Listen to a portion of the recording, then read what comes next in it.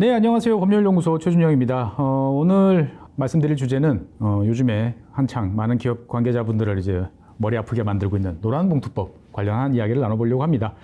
뭐 사실 더운 여름에 어떻게 보면 휴가나 좀 지나고 난 다음에 이런 이야기가 좀 나와야 될 것 같은데 휴가철에 한창 진행되고 있다 보니까 다들 여러 가지로 경황이 없는 것 같습니다. 그래서 오늘은 이것과 관련돼서 저희 법무법인 율촌의 정지원 고문님 그리고 송윤창 변호사님 두 분 모시고 한번 이야기 나눠보도록 하겠습니다. 안녕하세요. 예, 안녕하세요. 네. 뭐 최근 이제 노란봉투법이 다시 이슈로 대두되면서 이제 이재명 대통령께서도 이제 국회 처리 일정을 미루지 않는 것이 좋겠다라고 이제 밝힌 것으로 보도가 되었습니다. 뭐 그렇게 따지면 일정으로 보면 8월 4일 이전에 이제 처리가 될 가능성도 있다 이런 이야기가 나오는데 고문님께서는 어떻게 이 처리 가능성에 대해서 보시는지부터 먼저 한번 여쭤보겠습니다.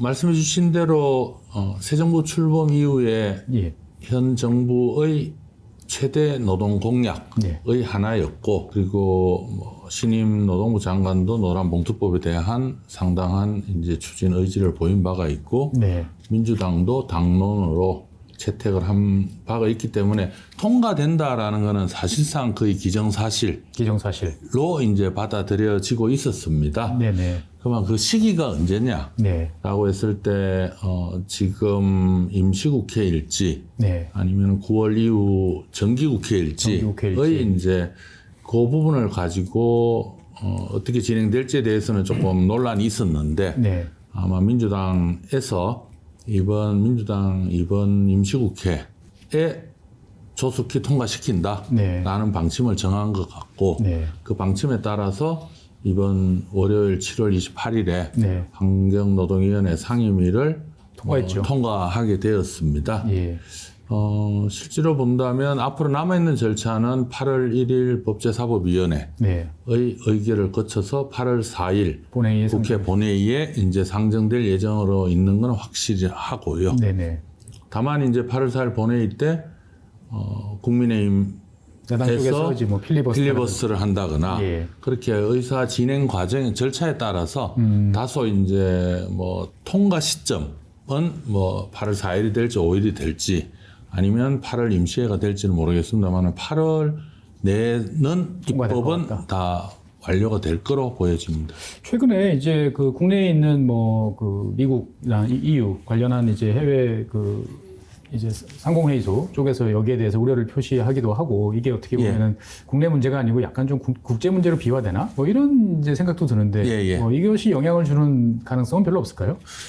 현재 이번 환경노동위원회 통과 이후에 말씀하신 대로 국내 경제단체의 이제 8개 경제단체를 다 포함하는 이제 반대 성명이 나왔고, 그리고 유럽상공회의소, 어제는 이제 암참으로 이제 주한 미국 상공회의소에서도 이 법안에 대해서 상당히 우려스럽다라고 하고, 유럽상공회의소는 뭐 기업 철수, 그리고 암참은 뭐 에이펙 정상회의까지 연계를 하는 내용이 이제 성명서에 포함이 되어서 경제계의 이제 좀 걱정하는 우려 목소리는 점차 높아지고 있는 단계에 있습니다. 이 부분이 입법에 어떤 영향을 미칠지 안 미칠지는 좀 지켜봐야 될 것 같습니다. 지켜봐야 되겠습니다만은 워낙 강한 의지를 보이고 있습니다. 때문에 통과 가능성은 높다 보고 대비를 하는 게 좋겠다라고 이제 말씀해 주시는 것 같고요. 사실 이제 노란봉투법 그러면 정확히 말하면 이제 노동조합 및 뭐 노동관계조정법 뭐 이것을 이제 개정한다라고 이제 볼 수가 있는데 주요 쟁점에 대해서 한번 짚어보죠. 사실 쟁점은 이제 크게 세 가지인 것 같습니다. 뭐 사용자 범위 확대, 노동쟁의 개념 확대, 그리고 불법 쟁의 행위에 대한 손해배상 청구 제한. 이렇게 세 가지인 것 같은데 일단 사용자 개념 확대부터 한번 이야기를 좀 해보도록 하겠습니다. 개정안에 따르면 이제 하청 근로자도 원청 사업주에게 꼭 교섭을 요구할 수 있다 이렇게 되었다고 하는데 이게 과연 맞는 것인지 그리고 이제 만약 이렇게 되면 정말 앞으로 어떤 일이 어떻게 벌어질지에 대해서 많은 기업 관계자분들께서 궁금해하시는데 이 사항에 대해서는 이제 송 변호사님께서 한번 뭐 답을 해주시면 좋을 것 같아요. 네, 일단 현행 노조법상 사용자의 개념이 어떻게 되어 있는지를 먼저 알고 넘어가는 게 좋을 것 같은데요. 현행 노조법상 사용자 개념이 어떻게 되어 있냐면 이제 사업주, 그리고 사업의 경영 담당자, 그리고 이제 뭐 그 사업의 근로자에 관한 사항에 대해서 사업주를 위해서 행동하는 사람 이렇게 정의가 되어 있습니다. 이 의미에 대해서는 지금까지는 이게 임금 지급 의무를 부담하는 주체, 그러니까 결국은 어떤 근로자와 상호 근로계약 관계에 있는 자를 네네. 의미하는 거 아니냐라고 대체로 인식이 되어 왔었죠. 급여를 지급하는 사람이 사용자다. 그렇습니다. 네네. 근데 이제 여기에 대해서 몇 년 전부터 주로 이제 노동위원회와 하급심 법원을 중심으로 이 사용자 개념을 조금씩 확대하려는 움직임들이 있었고 네. 그 움직임을 이제 반영한 게 이번에 환노위 대안인데요. 네. 환노위 대안은 현행 사용자 규정은 그대로 두는데 네. 그 뒤에다가 이제 문장을 추가를 해서요.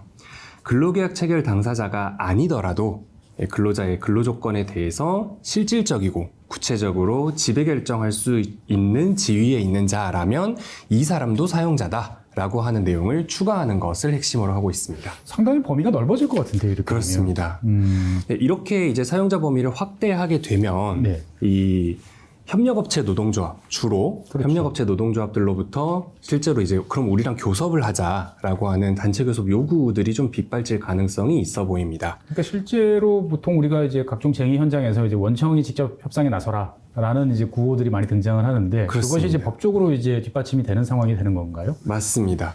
네.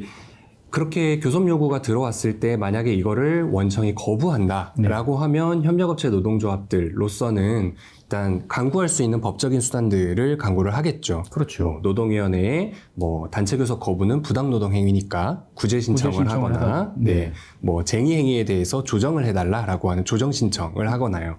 아니면 뭐 법원으로 직접 찾아가서 뭐 단체 교섭 응낙 가처분 같은 것들을 신청을 할 수도 있겠습니다. 뭐 어떻게 보면은 정말 이제 법원이나 여러 가지 이제 관련 노동위원회라 점점 바빠질 것 같다라는 생각도 들긴 하는데 맞습니다. 이게 이제 실제로 만약에 이제 이 단계로 이제 가게 되면 또 그 다음에 이제 어떤 일이 또 벌어질까라는 것도 사실 벌써부터 좀 궁금해집니다. 그렇죠. 근데 문제는 이 단체 교섭 거부는 사실 그 자체로 형사처벌 대상이 되거든요.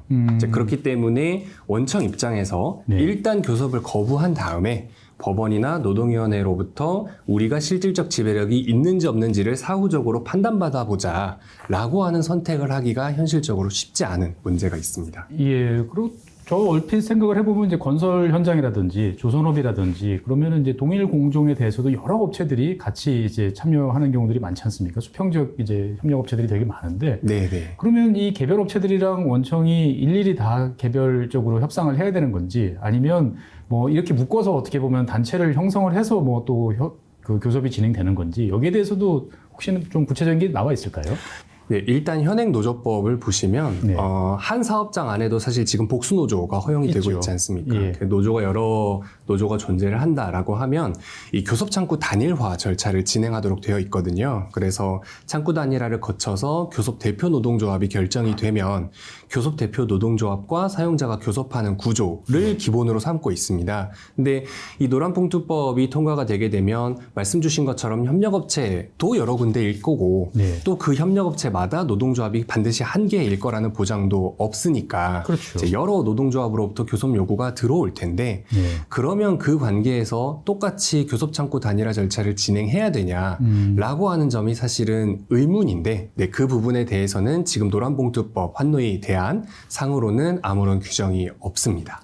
사실 또 이렇게 되면은 원청이 나서서 하청에 대해서 이렇게 저렇게 그러면은 근로조건이라든지 여러 가지 급여라든지에 대해서 이야기를 결정을 하고 나면 결국은 이제 공정거래법 상에서 이야기되는 이제 원청이 또 하청에 대해서 지배력이라든지 뭐 여러 가지 이제 영향력을 행사하는 또 이런 상충도 우려가 될 것 같은데. 그런 부분도 문제가 될 수 있고 또 사실 비단 공정거래법의 문제뿐만 아니라 노동법적으로도 원래 이제 원청이 하청 근로자의 근로조건에 직접 관여하게 되는 것을 전형적인 불법 파견의 사정으로 보고 있었거든요. 네네.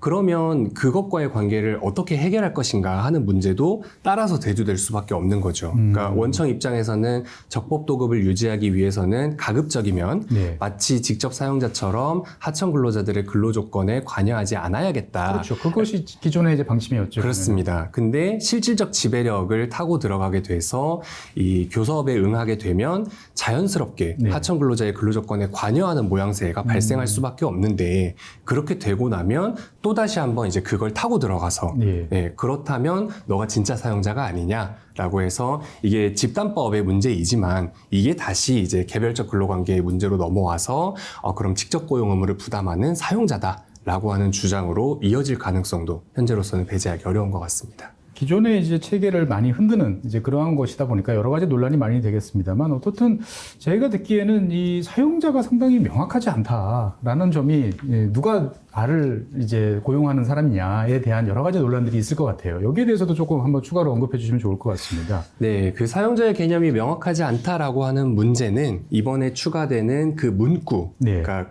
근로조건에 대해서 실질적이고 구체적으로 지배 결정할 수 있는 지위에 있는 자의 의미가 대체 뭐냐 그렇죠. 하는 부분 때문에 발생하는 문제인데요. 네. 사실 이 실질적 지배력이라고 하는 개념은 대법원 판례에서 한번 인정이 된 적은 있어요. 그렇죠. 예전에 어디였죠? 현대중공업이었나요? 맞습니다. 예. 네, 현대중공업 사건에서 인정이 된 바가 있는데 그 당시에 문제가 됐던 것은 이 여러 부당노동행위 유형 가운데 지배 개입 부당노동 행위에 대해서 이 실질적 지배력에 근거한 사용자 개념을 인정한 적이 있거든요. 네네.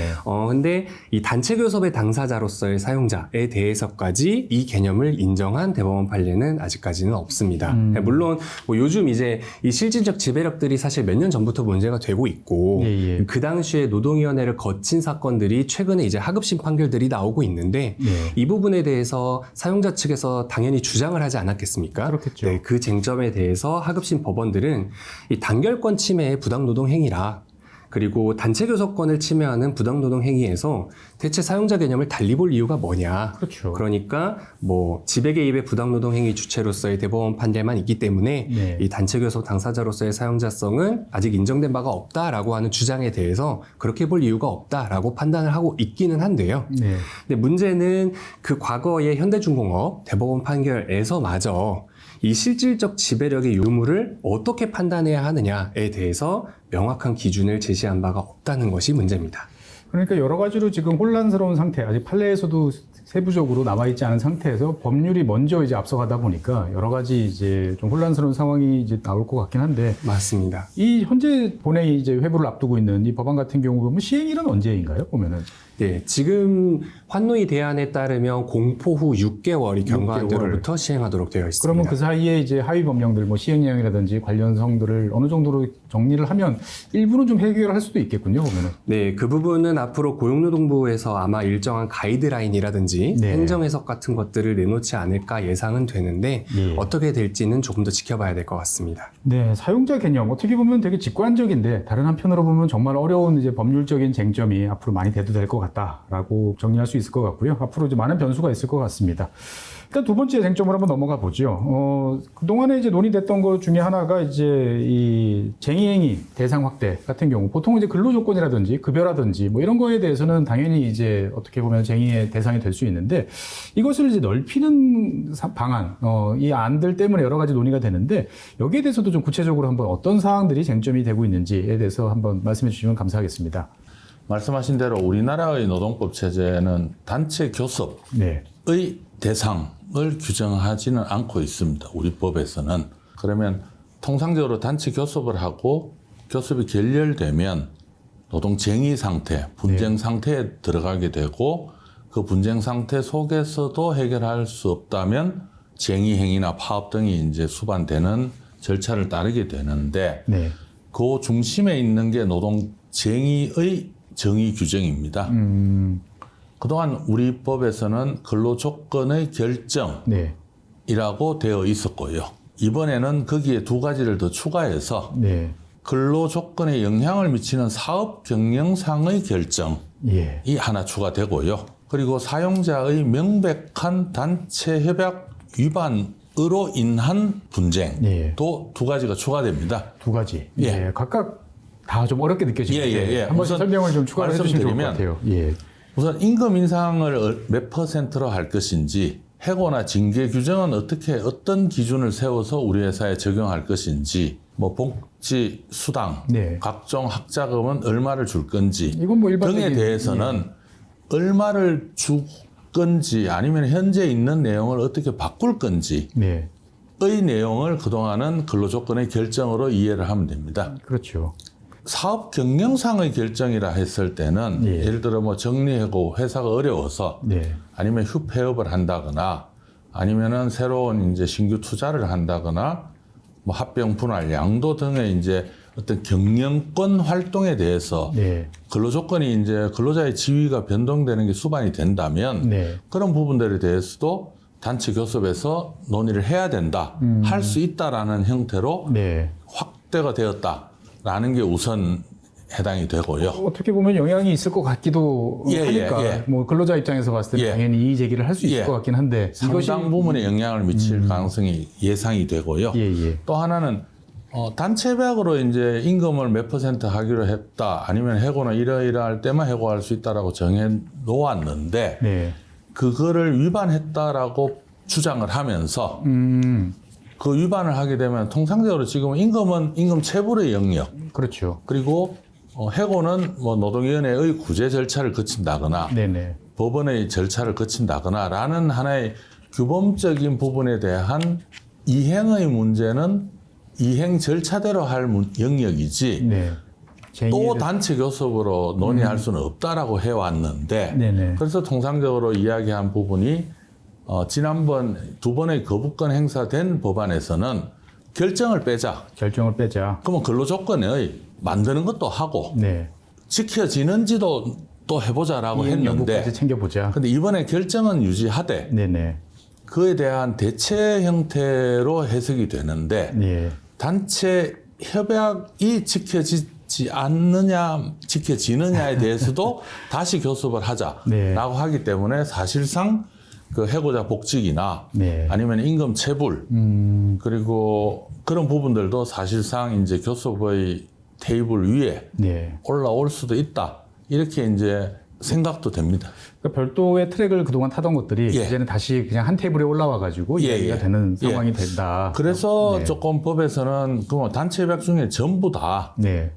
다시 교섭에 들어오면 안 되고 그렇죠. 사용자의 명백한 위반이라는 형용사가 붙습니다. 명백한이라는 또 형용사가 굉장히 좀 애매모호한 부분이고요. 또 하나는 이제 단체 협약 중에 임금, 복리후생, 퇴직금, 근로시간, 징계, 해고, 안전보건 사항에 해당하는 부분만 이제 다툴 수 있다라고 했는데 그 부분들이 사실상은 그동안 뭐 많이 이제 논란이 된 해고자 복직이나 그렇죠. 임금 체불을 다 포함하는 내용이기 때문에 사실상 결정이라는 문구를 넣느냐 빼느냐에 대한 다툼에서 이제는 뭐 또 다른 형태의 단체협약 불이행권도 다시 교섭 테이블에 놓는 이런 이제 아마 그렇게 되리라고 예상이 됩니다. 과거에는 일단 매듭 지어놓고 그 다음 트랙으로 다시 넘어가자라고 해서 혹시나 그게 안 되면 다시 다른 영역에서 다투는데 이제는 그게 다시 돌아올 수 있다라는 점에 대해서는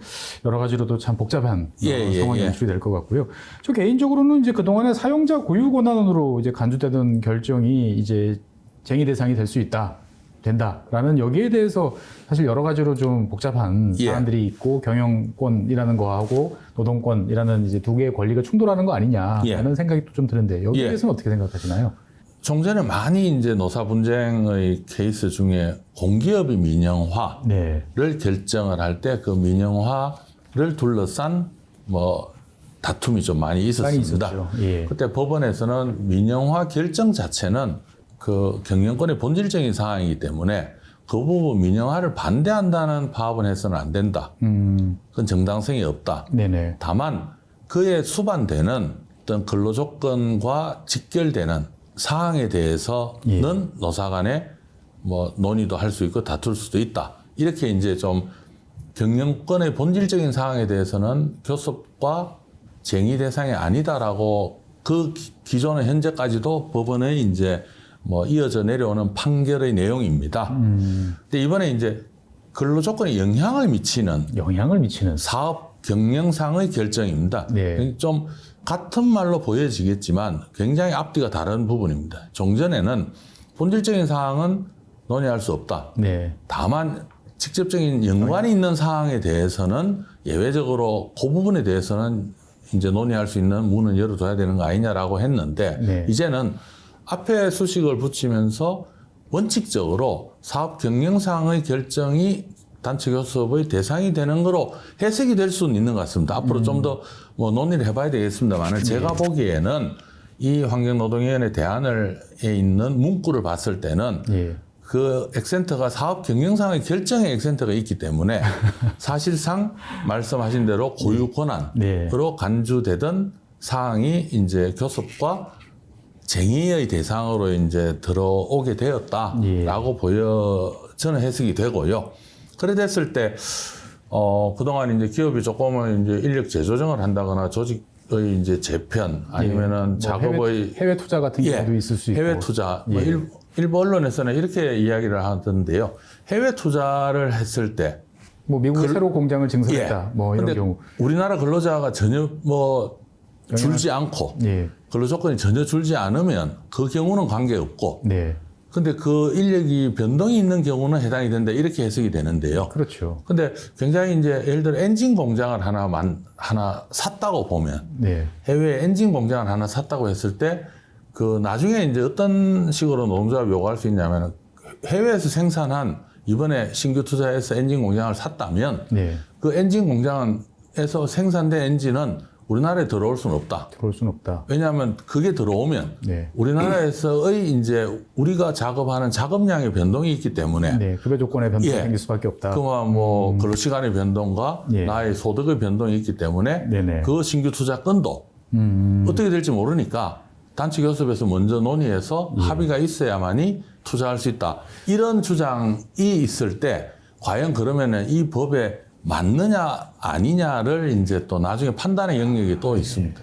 제 상식으로는 아직까지는 판단이 안 되는 그런 상황이 많다 보니까 여러 가지로 불확실한 어떻게 보면은 가보지 않은 길을 지금 가고 있다라는 생각이 많이 드는군요. 또 하나만 더 덧붙이면 정리해고 같은 경우가 이제 대체적으로 이 여기에서 예상을 하고 있는 것 같습니다. 정리해고. 정리해고는 직접적으로 이제 근로자의 이제 지위에 변동이 있는 상황이기 때문에 회사의 경영상의 어려움으로 인한 정리해고인데 그 정리해고는 요건이 정확히 정해져 있지 않습니까? 교섭의 영역이라기보다는 근로기준법에서 그 요건도 엄격하게 하고 있고, 아마 근로자 대표나 노동조합과 협의도 하고, 사전에 이제 회피 노력도 해라, 라는 식으로 기준법에서 정해놓고 있는데, 이제 이 법이 되면 정리해고는 어떻게 되는 거죠, 그러면? 제가 보기에는 그러면 바로 제가 노동조합이나 근로자 입장이면은 바로 단체 특별 교섭을 요구하게 되고, 그래서 체결된 단체 협약이 그럼 합의의 영역이지 않습니까? 근데 기준법에서는 협의의 영역이기 때문에 더 이제 근로자나 노동조합 입장에서는 단체 교섭을 더 선호하게 되기 때문에 다른 법률에서 정하고 있는 노사협의회에서 정하고 있는 뭐 작업장 혁신 이런 이슈들도 이제 단체 교섭으로 이제 이렇게 다 몰리게 되는 그런 이제 좀 정합성 문제는 저는 좀 있다고 생각이 됩니다. 그러니까 기존의 다른 법률과의 어떤 연관성, 그다음에 변화 이런 것들에 대해서도 앞으로 계속 파급력이 있을 수밖에 없다. 정리를 할 수 있겠군요. 맞습니다. 어쨌든 뭐 앞서 말씀드렸던 사용자 개념 확대, 쟁의행위 대상 확대 둘 다 만만치 않은 이제 과제이고. 사실 이제 그동안에 제일 많이 이제 이슈가 됐던 것들이 이제 손해배상 청구와 관련된 이야기들도 많이 있는 것 같아요. 그래서 손해배상 청구 제한 같은 경우에 보면은 이제 뭐 그동안에 여러 가지 우려들이 이제 많이 있었는데 이번 수정안에서는 그것들이 상당 부분 반영이 됐으니까 일단 이 문제는 그래도 어느 정도 해결이 된 거 아니냐라는 이야기도 있는데 여기에 대해서는 어떻게 생각하시는지요? 네, 일단 손해배상 청구에 관한 기존의 법리를 짧게 말씀을 드리면 위법한 쟁의행위가 있었다. 그래서 사용자가 손해를 봤다라고 했을 때 이 노동조합 그리고 그 쟁의행위에 가담한 조합원들이 있겠죠. 이 사람들이 전부 공동 불법행위자가 돼서 연대 책임으로 져라. 부진정 연대 채무를 부담한다. 이렇게 이제 판단을 해왔었고요. 그래서 사용자는 노동조합이 됐든 뭐 쟁의행위에 가담한 개별 조합원이 됐든 누구한테든지 원칙적으로는 그 손해 전부의 배상을 청구를 할 수가 있었습니다. 네, 2023년에 대법원 판결이 하나 나왔는데요. 현대자동차 사건인데 이 부진정 연대채무라고 하는 원칙은 인정하되 이 개별 조합원들에 대해서는 각각의 귀책 사유가 얼마냐, 그리고 이 위법한 쟁의행위에 대한 기여도가 얼마냐, 이런 것들에 따라서 책임 범위를 제한할 수 있다, 제한해야 한다. 그냥 무조건 다 공동 책임이 아니고. 그렇습니다. 그래서 책임 범위 제한이라고 하는 것을 핵심으로 하는 대법원 판결이 하나가 나왔고요. 이번에 이 환노위 대안 같은 경우에 사실상 그 대법원 판결하고 유사한 취지의 조항이 들어갔다라고 보시면 되는데 그 대법원 판결에서 언급한 여러 가지 고려 요소들이 있겠죠. 이러이러한 것들을 그렇죠. 바탕으로 판단해야 한다 해서 열거했던 것들을 전부 명문으로 반영을 했다라고 하는 점이 특징입니다. 예, 그렇습니다.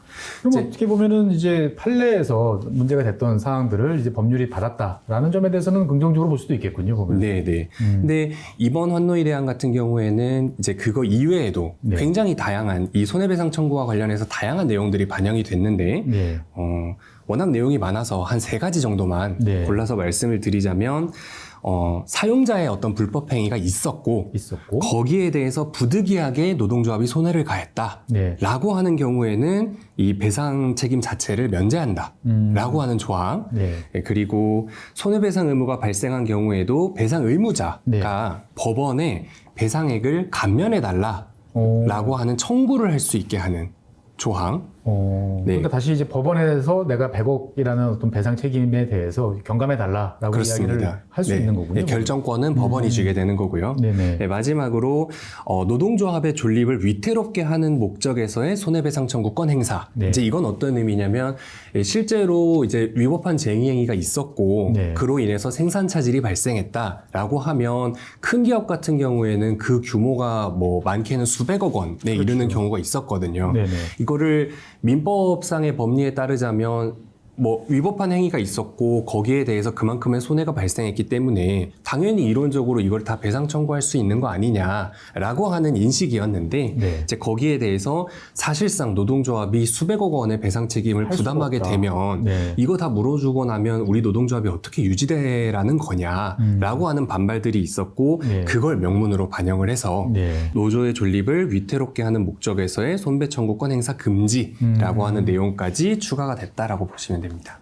그러니까 여러 가지 이제 그동안에 논의되고 법원에서 이제 갈등이 빚어지던 그리고 이제 판례로 어느 정도 이제 정리가 되던 사항들을 집어넣는데 한꺼번에 이게 많이 들어가다 보니까 이것을 이제 실제로 경영계 입장에서 봤을 때는 여러 가지로 불만이 많을 수밖에 없을 것 같은데 여기에 대해서는 또 어떻게 판단하시는지요? 네, 일단 이번 환노위 대안의 제일 핵심적인 조항은 처음에 말씀드렸던 책임 비율의 제한인데 네. 이제 그 부분은 이미 사실상 대법원 판례가 있던 부분을 반영한 거나 마찬가지이기 때문에 이게 이 노란봉투법 때문에 뭐가 크게 유의미하게 달라졌다라고 보기까지는 어려운 것 같습니다. 불만은 있을 수 있지만 뭐 받아들여야 된다. 네, 그렇습니다. 예. 그리고 나머지들도 사실 그동안에도 이 노동조합의 어떤 파업으로 인해서 뭐 수백억 원 단위의 손실이 발생해서 배상 청구를 하고 설령 승소 판결을 받는다고 하더라도 이걸 현실적으로 집행하는 게 사실 그렇죠. 쉽지 않았었기 조합이 때문에 뭐 다 털어봐야 얼마 안 될 텐데. 그렇습니다. 예. 그래서 실질적인 측면에서 보자면 이게 유의미하게 달라지는 부분이 크다라고 보기도 좀 어렵습니다.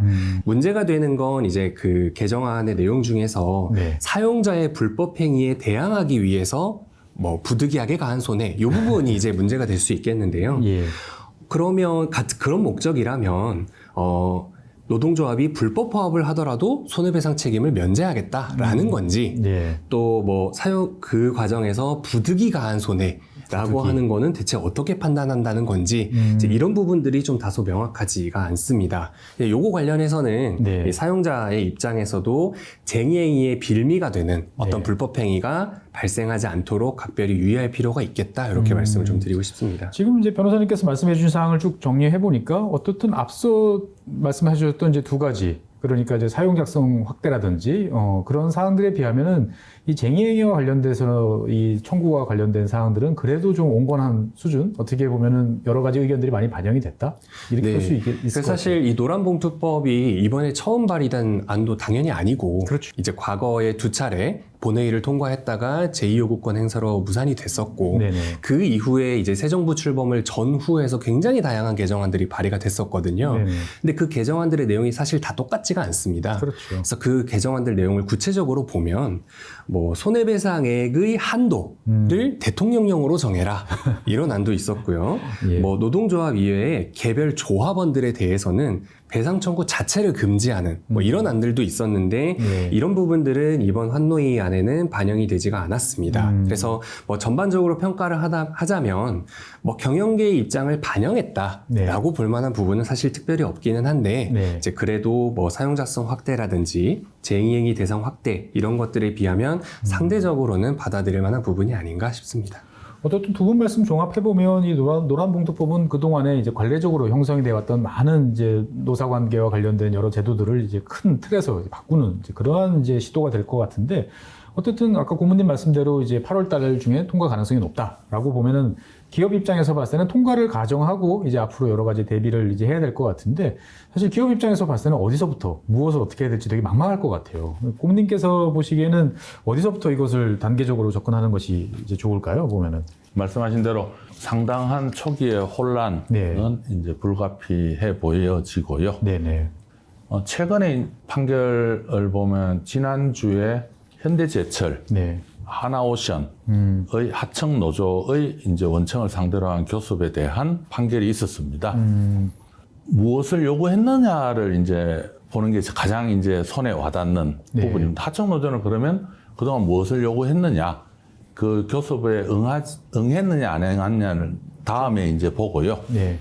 현대제철 같은 경우에는 뭐 산업안전, 그리고 성과급, 학자금, 각종 복리후생에 네네. 있어서 원청과 차별 없이 해달라. 그리고 불법 파견에 대한 직접 고용, 네. 해고자 복직, 정규직 전환 이런 걸 요구했습니다. 예. 하나오션 같은 경우에도 경영 성과급을 어떻게 더 달라. 더 달라. 학자금, 각종 노조 사무실 등 노조 활동을 보장, 네네. 그리고 산업안전 등에 이제 관한 요구를 해왔습니다. 산업안전에 관한 부분에 대해서는 현행 산업안전보건법, 중대재해처벌법에서도 네네. 원청과 도급인의 공동 책임을 상당히 강조하는 그렇죠. 제도들이 이미 이제 정책이 되어 있는데 네. 그 부분을 제외한 나머지 제가 말씀드린 내용들을 보면 상당 부분 실질적인 근로조건, 네. 근로조건의 향상을 위한 뭐 추가, 네네. 부담 이런 게 이제 포함되어 있는 거로 이제 보여지실 겁니다.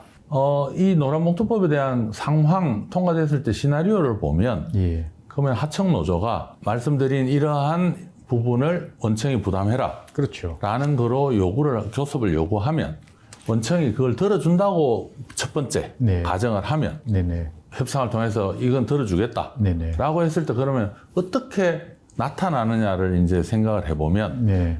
결과적으로 이러한 인건비나 복리후생비를 주는 주체는 하청 사업주입니다. 그렇죠. 근로계약을 체결한 네네. 그 노무비나 인건비는 그쪽에서 나가는 거니까요. 네네. 그러면 원청이 여기에 해당하는 비용을 그럼 하도급 계약을 새로 수정을 해서 네. 지급을 하는 형태로 네. 다시 이제 계약을 체결해서 다시 이제 하청 사업주가 하청 노조에 주는, 네. 하청 근로자한테 주는 형태로 되겠죠. 그렇죠. 되는 부분에 있어서 그러면 원청의 비용 부담이 증가되는데 이럴 거면은 굳이 하청을 왜 주지? 뭐 이런 생각도 들 것 같아요. 예. 그래서 그 비용 부담에 대해서 뭐 원청의 화수분이 아니라면 네.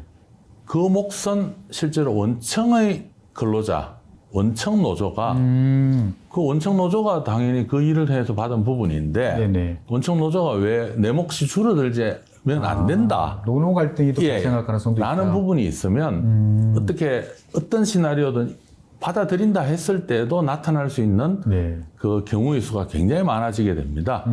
그런 부분에 있어서는 그건 안 된다. 네네. 라고 해서 그건 내 몫이다. 라는 부분에 있어서 노노의 이제 문제와 네네. 그러면 원청과 하청 사업주 간에 네네. 뭐 사사의 이제 그러면 독립성 문제도 이제 같이 맞물려 있는 상황이 발생하게 될 것이고요. 예. 거부했을 때는 아까 송 변호사님이 말씀하신 대로 각종 이제 법률적인 네. 다툼의 영역으로 가겠지만 받아들였을 때의 경우의 수가 오히려 거부했을 때의 법률 다툼의 경우의 수보다 훨씬 더 많은 게 이제 내포되어 있는 거로 보여집니다. 정부는 6개월의 이제 유예 기간 동안 전문가 의견을 반영을 해서 실질적 지배력의 범위를 정하고 교섭 창구 단일화 등에 대한 절차를 정해서 가이드를 제시하겠다. 라고 얘기는 했습니다. 이야기는 합니다만 사실은 산업구조 자체가 뭐 천차만별이고 맞습니다. 이거를 그런 가이드라인에 따라서 다 정리할 수 있을까요? 저는 불가능하다고 봅니다. 예. 뭐 계략적인 결과적으로 그 기준 또한 네. 또 그 기준을 보고 또 이제 적용을 해야 되는 숙제가 남아 있는데 네네. 말씀하신 대로 자동차, 조선, 철강은 비슷하지만 전혀 다르고요. 전혀 다르지 않습니까? 그리고 서비스업은 또 전혀 다른 영역이고. 그렇습니다. 이제 점차 이제 다원화되는 산업 구조 하에서의 이제 명확한 기준을 세우는 거는 저는 좀 굉장히 어렵다고 보여지고, 지금은 하나의 이제 사업장 내에서 원청과 사내 하청이 같이 있는 경우가 가장 간단한 모델인데, 네. 사외에 있는 이제 1차 협력사, 네. 그리고 2차 협력사의 이제 N차 도급이라고 일컬어지는 예. 경우에는 어떻게 할 것이냐의 이제 문제가 있고, 하청은 아닌데 네. 굉장히 큰 규모의 대기업 그룹 같은 경우에는 자회사가 있는 경우가 있습니다. 각 그렇죠. 관계사별로. 네네. 자회사는 그 모회사가 100% 출자해서 네. 자회사의 이제 사업 영역은 모회사의 사업 영역을 이제 일부분을 이제 도와주는 형태인데, 그 경우에 보면 완전한 이제 종속성을 한다고 자회사 노조에서 네. 뭐 자회사가 뭐 상장도 되어 있는 큰 회사라고 하더라도 그렇죠. 결과적으로 모회사를 상대로 쟁의를 요구를 각종 하거나. 이제 뭐 각종 경영상의 이제 비용 부담에 대한 네. 결정 기준을 오히려 주장을 하게 되었을 때의 이제 문제까지도 저희들이 예상하지 못했던 상황이 굉장히 많아지리라고 창의적인 보여지고요. 상황들이 많아지겠다. 예. 근데 결과적으로는 뭐 좀 지혜를 모아서 네. 그 불확실성을 제거하는 게 가장 큰 숙제라고 생각됩니다. 이제 그동안에 이제 도급 구조, 뭐 원하청 이것들 같은 경우가 많은 변화를 겪어왔는데 다시 한번 또 급격한 또 변화를 겪을 수밖에 예. 없겠군요. 보면. 예. 결국 이제 종합해 보면 이제 노사관계, 노무관리 전반에 대한 점검, 대응 뭐 이런 것들이 필요할 것 같은데 지금 사실 모호한 것들이 많다 보니까 어디서부터 손을 대야 될지 모르겠다라는 이제 답답함 이런 것들을 호소하시는 분도 많을 것 같은데 변호사님이 보시기에는 어디서부터 단계적으로 접근하는 게 그나마 가장 현실적일까요? 네, 이제 오늘 소개해드린 개정 내용들이 굉장히 많은데, 네. 이제 뭐 그 중에서 뭐 쟁의행위의 대상을 확대한다, 손해배상 책임을 제한한다, 이제 이런 부분들은 실제로 쟁의행위가 발생하고, 뭐 손해가 발생할 때의 그때의 이제 정당성이나 책임 이런 내용들을 담고 있는 부분이라서 개별 케이스마다의 특성이 그렇습니다. 있다. 네, 그래서 사전에 뭐 거기에 대해서 대응책을 강구한다든지 대응 방안을 설령 마련했다 치더라도 네. 뭐 그게 특별히 효과적이다 이렇게 볼 수 있는 상황은 아닌 것 같습니다. 네네. 그래서 일단은 협력업체가 있는 사업장이라면 무엇보다도 이 사용자성 확대에 대한 대응이 최우선 과제가 되지 않을까. 사용자성 확대를 어떻게 우리가 받아들일 것인가. 그렇습니다. 네. 근데 앞에서도 말씀드렸는데 이 현재로서는 실질적 지배력이라고 하는 걸 대체 어떻게 판단하느냐. 이제 요게 명확하지가 않다라는 점이 문제인데요. 오늘 제일 문제되는 키워드가 두 가지인 것 같습니다. 실질적, 명확한, 뭐 이 두 가지 키워드가 제일 이제 핵심이 되는 것 같네요. 보니까. 그렇습니다. 그래서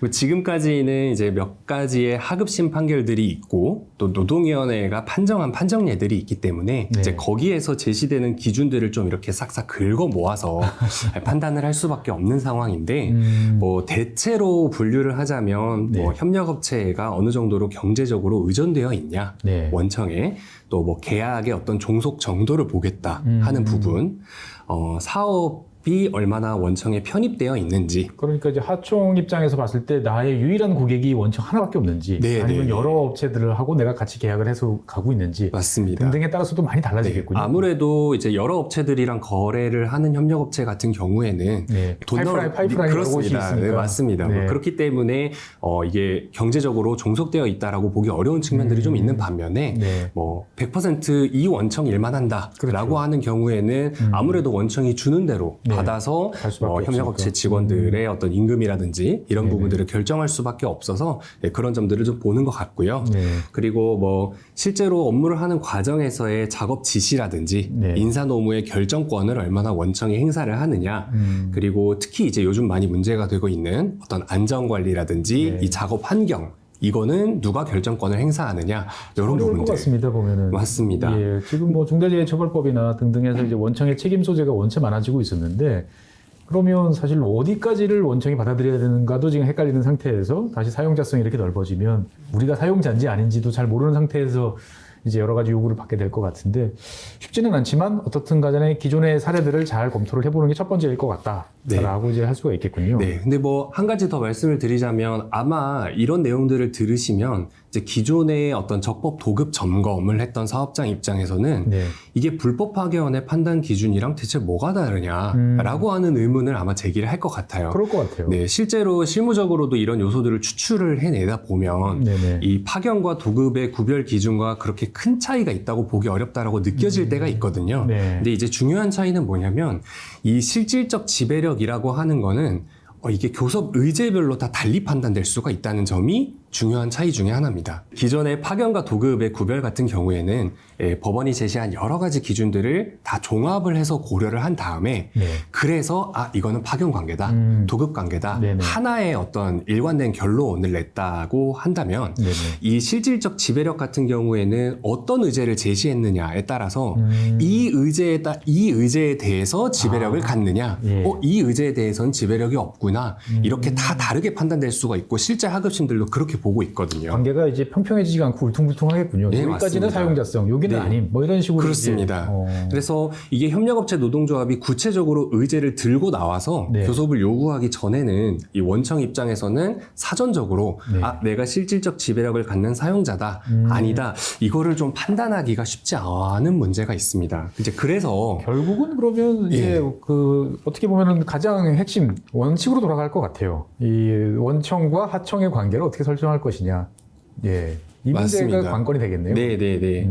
그래서 이게 원청 입장에서는 예상되는 교섭 의제들이 뭔가 이런 것들을 좀 파악을 하고 그 요소들을 좀 점검을 한 다음에 네. 개선할 수 있는 부분이 있다면 미리 개선하는 게 중요할 텐데 네. 근데 이제 원청에 실질적 지배력이 없다라고 네. 하는 거는 결국 이 도급의 본래 의미에 가깝다라는 뜻이지 않겠습니까? 이제 네네. 그래서 이제 이런 접근이 꼭 이렇게 뭐 원청 사업자의 부담이 된다라고만 뭐 봐야 되는 상황은 아닌 것 같고 어쨌든 법 통과가 거의 확실시된 상황이기 때문에 받아들이고 예. 현실적으로 어떤 원칙을 세워서 거기에 대해서 한번 점검해보자. 맞습니다. 예. 그러니까 그동안에 이제 여러 가지 판례에서 뭐 제도에서 말하는 원칙을 다시 한번 점검해보는 계기로 삼았으면 좋겠다. 정도가 일단 현실적인 대안이겠군요. 네, 그렇습니다.